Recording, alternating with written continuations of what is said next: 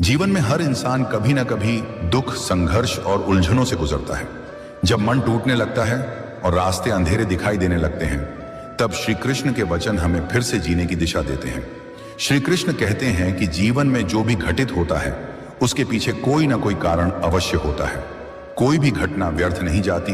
हर अनुभव हमें मजबूत और समझदार बनाने के लिए आता है।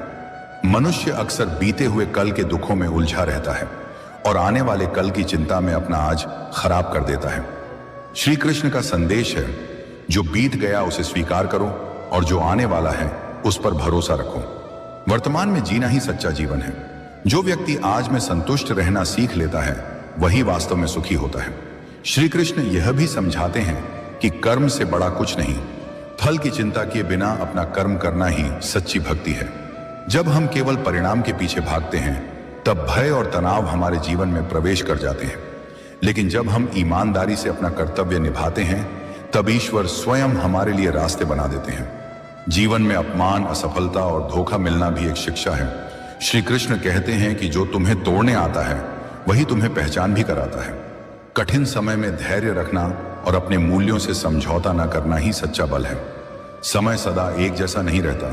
अंधकार के बाद प्रकाश अवश्य आता है। मनुष्य दूसरों से अपेक्षा रखकर दुखी होता है। श्री कृष्ण का वचन है, अपेक्षा कम रखो और कर्तव्य अधिक निभाओ।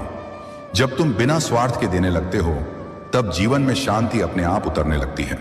जो मिला है उसमें कृतज्ञ रहो, क्योंकि कृतज्ञ हृदय में कभी खालीपन नहीं रहता। श्री कृष्ण यह भी सिखाते हैं कि अहंकार ही सबसे बड़ा शत्रु है। जब इंसान स्वयं को सबसे ऊपर समझने लगता है तभी उसका पतन शुरू हो जाता है। विनम्रता वह आभूषण है जो हर परिस्थिति में मनुष्य को महान बनाता है। अंत में श्री कृष्ण का यही अनमोल संदेश है, डरो मत, मैं तुम्हारे साथ हूं।